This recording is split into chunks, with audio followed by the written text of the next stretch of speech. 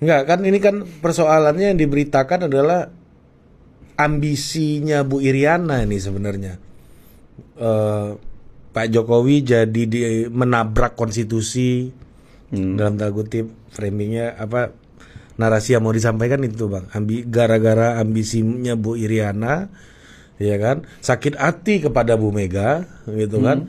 Pak Jokowi akhirnya menabrak konstitusi. Ibu Iriana itu sepertinya sudah memberi rambu-rambu, seolah-olah seperti itu memberi pesan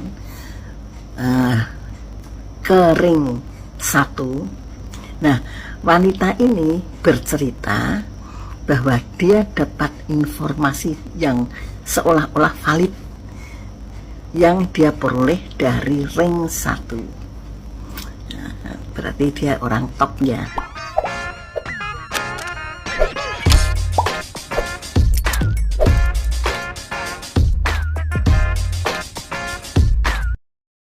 Baik para sahabat sekalian, akhir-akhir ini Ibu Negara, Ibu Iriana Jokowi, sering kali dikaitkan karena hengkangnya Gibran dari Partai PDIP dan lebih memilih untuk menjadi cawapres dari Partai Gerindra. Hal tersebut bukan lagi menjadi rahasia umum dan sering dilemparkan isu tersebut dari pihak lawan dan juga dari beberapa orang atau beberapa tokoh yang selama ini sering memberikan kritikan tajam terhadap Presiden Jokowi.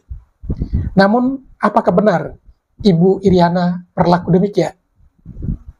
Apakah betul Ibu Iriana yang dalam kesederhanaan yang kita ketahui selama ini ikut cawe-cawe dalam urusan Pilpres kali ini? Mari kita saksikan dua buah video yang coba direaksi sebagai referensi untuk kita sekalian. Mari kita saksikan. Enggak kan, ini kan persoalannya yang diberitakan adalah ambisinya Bu Iriana ini sebenarnya. Ambisinya Ibu Iriana? Pak Jokowi jadi menabrak konstitusi, dalam tanda kutip framingnya apa, narasi yang mau disampaikan itu bang, gara-gara ambisinya Bu Iriana, ya kan, sakit hati kepada Bu Mega, gitu kan. Pak Jokowi akhirnya menabrak konstitusi. Pak Jokowi akhirnya harus berseberangan dengan PDI, pindah dukungan dari Ganjar dan lain-lain. Lagi-lagi itu misoginis kan. Kalau ada ibu pengen anaknya jadi cawapres, salah nggak? Benar ya? Ini enggak, maksudnya salah nggak? Kalau bisa ya kayaknya orang ibu jadi kayak emak gua semua. Nggak punya cita-cita buat anak. Nggak ada cita-cita buat anak kalau maunya kayak gitu. Nggak ada beban kalau orang tua gua. Itu kalaupun ini semua catatan saya kalaupun ya. Makanya saya mengambil kemungkinan terburuk nih, kalaupun. Kenapa harus Ibu Iriana yang salah? Kan pengambil keputusan, orang yang bisa mengeksekusi, orang yang bisa mengangguk itu Pak Jokowi. Pak Jokowi kan bukan patung. Yang kedua, saya ngelihat ini psikologi orang-orang yang memang sudah yakin kalah. Jadi kita harus menyatukan kekuatan untuk ngelawan kekuatan yang kayaknya secara konsensus dalam alam sadar kita ini yang menang. Tahu gak? Jadi kalau misalnya ada laki-laki selingkuh, ini disalahin ceweknya. Ini laki gua direbut, makanya disebut pelakor. Emang tuh laki-laki patung? Kenapa harus perempuannya disalahkan? Jangan-jangan kawannya lebih proaktif. Bisa jadi kan. Emang tuh laki-lakinya patung. Emang laki-laki nggak punya keinginan. Emang laki-laki itu nggak bisa bilang iya atau enggak. Kenapa perempuannya yang disalahkan? Ini agak misoginis nih. Jadi misalnya ada ibu nih merasa, oh gue pengen dong anak gue jadi ini. Sebenarnya buat saya sebagai seorang ibu nggak ada salahnya itu. Wajar-wajar. Dan yang kesalahan kedua yang di framing itu, konstitusi mana yang ditabrak? Konstitusi mana yang ditabrak? Ini soal batas usia ini, Bang. Iya kan, itu bukan konstitusi. Konstitusi itu diubah melalui amandemen. Jangan bodoh-bodohin masyarakat kan. Ini orang-orang ini sengaja bodoh-bodohin masyarakat. Konstitusi itu diubah melalui amandemen. Di MPR itu forumnya. Nggak bisa MK ya? Nggak bisa MK. Di MK itu diciptakan di zaman Ibu Mega, nih saya ulang nih, MK itu diciptakan di zaman Ibu Mega untuk mengubah undang-undang lewat jalur non-parlemen. Jadi kalau nggak ada yang memohon ke MK untuk mengubah aturan, untuk mengotak-atik aturan, MK nggak ada kerjaan tuh. Kalau semua permohonan untuk mengubah undang-undang dianggap rekayasa hukum, menabrak konstitusi, nggak ada orang nanti mau memohon ke MK. Kalau nggak ada yang memohon ke MK, nggak ada kerjaan MK. Lebih baik dibubarkan aja MK kalau begitu. MK itu disediakan bagi warga negara yang merasa haknya dirampas oleh undang-undang. Hak konstitusional dia dirampas oleh sebab itu dia berhak mengajukan perubahan undang-undang ke MK. Satu orang itu bisa mengubah undang-undang lewat jalur MK. Wah, keren ya. Luar biasa sekali penjelasan dari salah seorang konsultan politik dari pasangan Prabowo Gibran ya.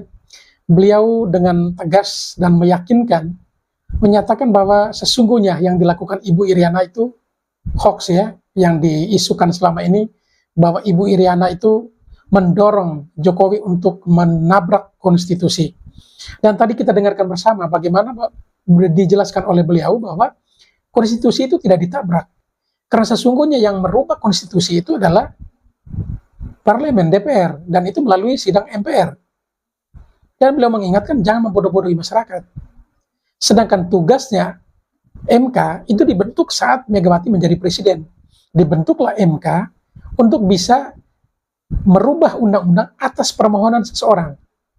Ya kalau di parlemen itu kan berdasarkan sekian banyak kepentingan dan juga didorong oleh fraksi-fraksi. Tetapi kalau di MK itu pribadi pun bisa mengajukan itu. Dan hal tersebut dilakukan oleh salah seorang mahasiswa ya katanya mengajukan itu, gugatan itu. Dan kebetulan gugatan itu diterima dan bersamaannya Gibran masuk menjadi cawapres. Nah disitulah dinilai bahwa Jokowi menabrak konstitusi. Tetapi tadi sudah diluruskan sekali lagi, konstitusi itu tidak bisa ditabrak oleh siapapun. Karena yang mampu merubah konstitusi itu hanyalah DPR melalui sidang MPR. Dan itu tadi sudah dijelaskan. Sedangkan MK itu hanya menjalankan fungsi dan tugasnya, yaitu menerima pengaduan atau permohonan untuk ditinjau kembali. Dan saya sepakat seperti abang tadi bahwa dikatakan, ya kalau MK tidak ada yang memohon, ya jelas MK tidak ada kerjaan. Dan kebetulan permohonan itu diterima. Lalu kalau sampai dikait-kaitkan dengan Ibu Iriana, mendorong-dorong Pak Jokowi untuk menabrak itu tidak benar. Lalu yang berikut, jika ada yang mensinyalir bahwa Gibran itu juga masuk menjadi cawapres atas dorongan dari ibunya, Ibu Iriana, tadi juga konsultannya tadi kita sampaikan apa? Bahwa apakah salah seorang ibu menginginkan anaknya itu bisa maju dan sukses? Saya yakin semua ibu pasti punya mimpi yang sama untuk anaknya itu bisa sukses, entah di bidang apapun itu. Dan kebetulan Gibran di bidang politik. Dan memang ya beliau sampaikan tadi, ini isu dilontarkan ini hanya dilakukan oleh orang-orang tertentu atau kalangan atau pihak tertentu yang sudah merasa diri kalah sebelum berperang. Dan dalam situasi seperti ini, ya kalau memang tidak ditabrak Jokowinya, Gibrannya pasti akan merembes ke keluarganya. Apalagi Gibran juga mulai diganggu dengan ijazah palsu. Dan ya framing yang diberikan kepada Gibran itu adalah ya anak ingusan, tukang labrak konstitusi dan macam-macam. Tetapi puji Tuhan tadi sudah kita dengarkan bersama ya penjelasan dari salah seorang konsultan politik yang sangat luar biasa, memberikan penegasan bahwa hal-hal tersebut ya sifatnya tidak benar atau hoax dan hanya dilakukan oleh orang-orang yang galau karena pasti akan kalah dalam Pilpres nanti. Halo, ya ada unggahan dari Tempo bocor halus seorang wanita yang di sebuah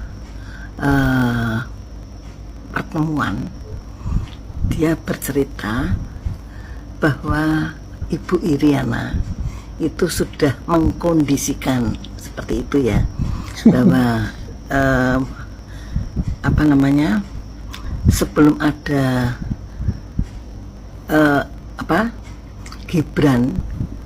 Gibran bersatu dengan Prabowo, Ibu Iriana itu sepertinya sudah memberi rambu-rambu seolah-olah seperti itu, memberi pesan kering satu. Nah, wanita ini bercerita bahwa dia dapat informasi yang seolah-olah valid yang dia peroleh dari ring 1. Nah, berarti dia orang top ya, seorang wanita yang top yang sampai kenal dengan ring 1 ya. Jadi tepatnya pada saat Idul Adha seperti itu, Bu Iriana memberi pesan jauh hari sebelum ada pengajuan cawapresnya, bahwa Ibu Iriana itu berpesannya nanti pilih ini ya, katanya begitu, sambil menelan ludah.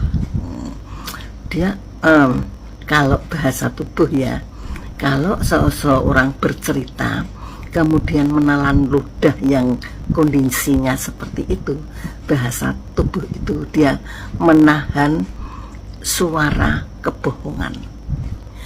Jadi di sini siapa sih yang bohong? Katanya kan kalau Tempo itu kan, ini kan dari bocor halus ya, Tempo itu kan segala sesuatunya cek and rechecknya itu ada, seperti itu. Nah, hanya saja begini ya, kalau ring 1 itu di Idul Adha itu terjadi ketemuan, berarti begini ya, Idul Adha tahun 2023 ini Joko Widodo tidak merayakan di Surakarta, tetapi di Yogyakarta.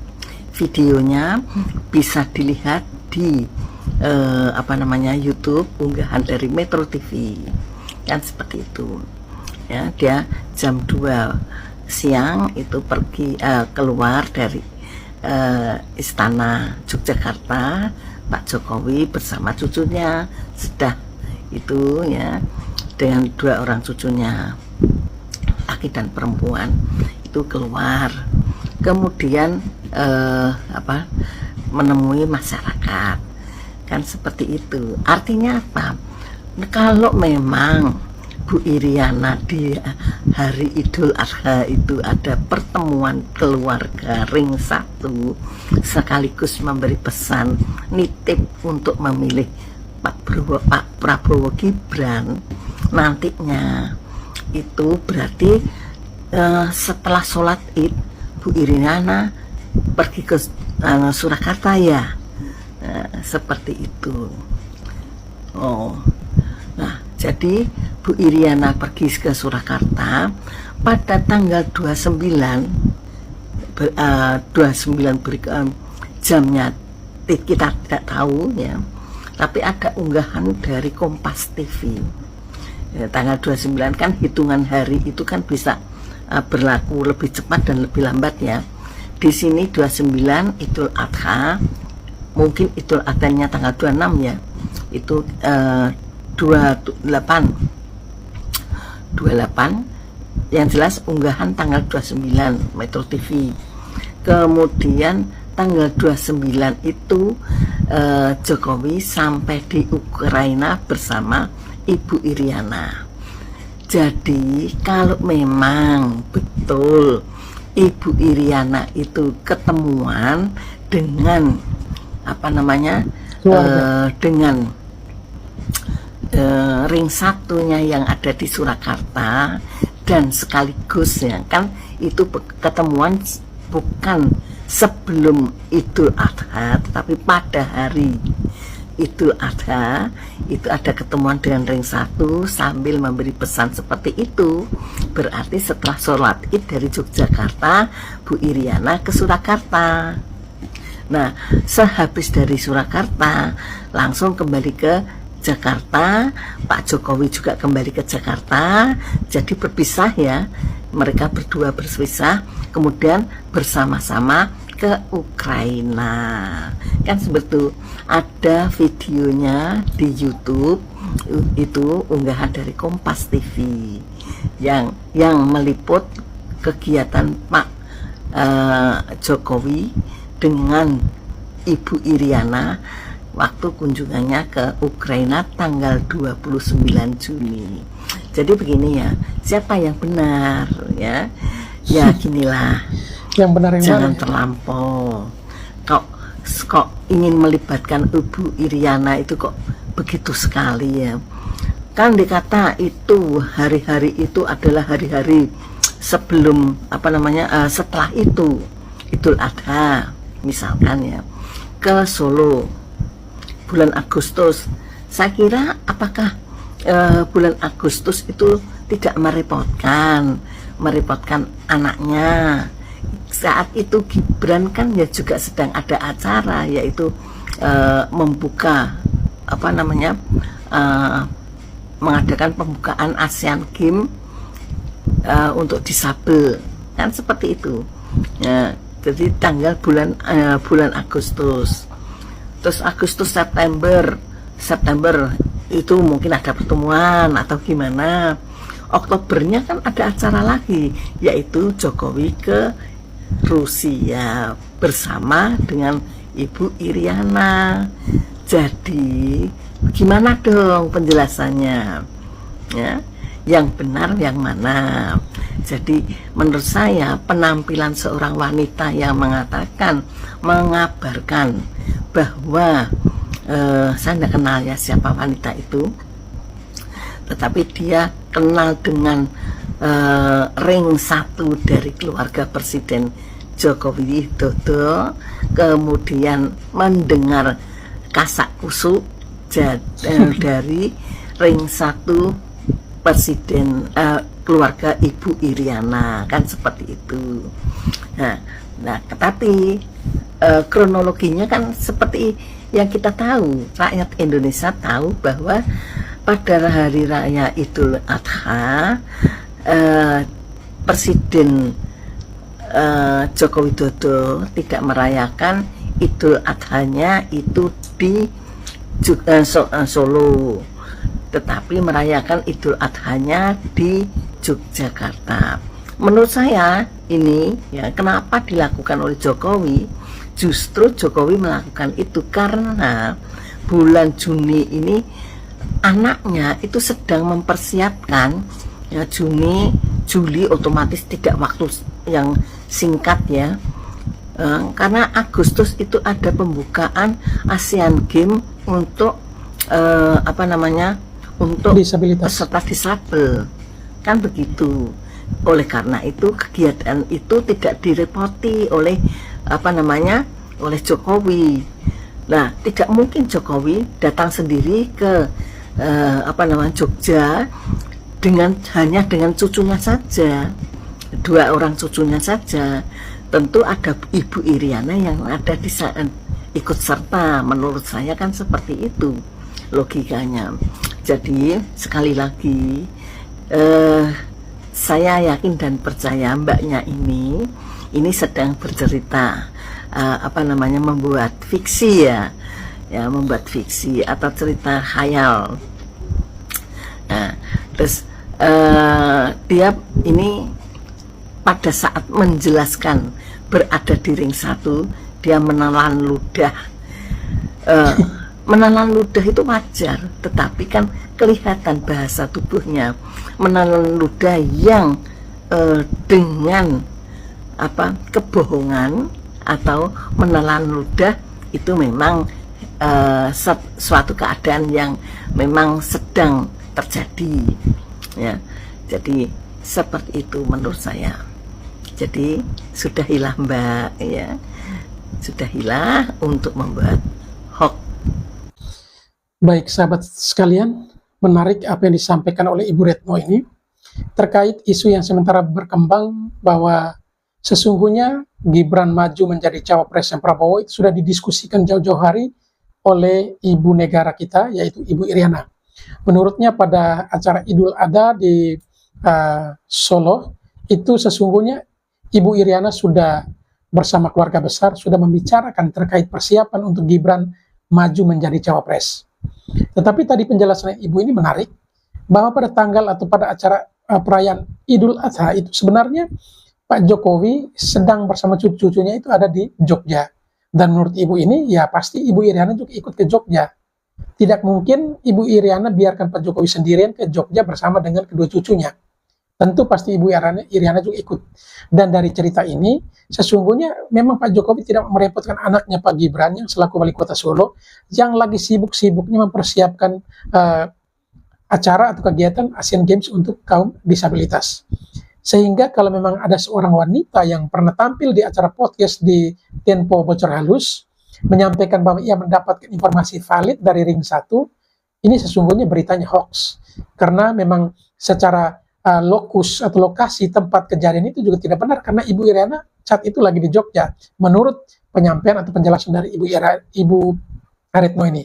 Sehingga kalau sampai dikait-kaitkan bahwa sesungguhnya Gibran maju menjadi cawapres sudah disiapkan jauh-jauh hari oleh Ibu Iriana. Dan apakah benar Ibu Iriana yang kesehariannya seperti yang kita ketahui mengurus suami dan juga sebagai ibu pada umumnya mengurus anak dan juga cucu, apakah harus tetap terlibat atau cawe-cawe dalam urusan pilpres ini? Dan ya namanya dalam situasi politik seperti ini banyak cara yang dilakukan orang untuk bisa menjatuhkan pihak-pihak tertentu. Ya namanya juga percaturan politik. Jadi ada yang harus dikorbankan, entah pion, bahkan kuda atau ini ya posisi benteng atau perdana menteri sekalipun kadang dikorbankan hanya untuk memenangkan percaturan tersebut. Sehingga ya biasanya dilemparkan isu-isu ini. Tetapi saya sangat yakin dan percaya untuk keluarga besar Pak Jokowi, isu ini mereka sudah kenyang. Sudah kenyang dengan isu, sudah kenyang dengan teror yang dilakukan oleh pihak manapun terhadap keluarga mereka. Karena terbukti 10 tahun biar dicercah habis-habisan, dicaci, dimaki, difitnah, ya diserang dengan berbagai macam kalimat verbal yang tidak bagus, yang tidak etis, yang kurang santun sopan sekalipun, keluarga Pak Jokowi tetap dengan rendah hati menerima itu semua dan mereka tunjukkan bukti dengan kerja nyata mereka.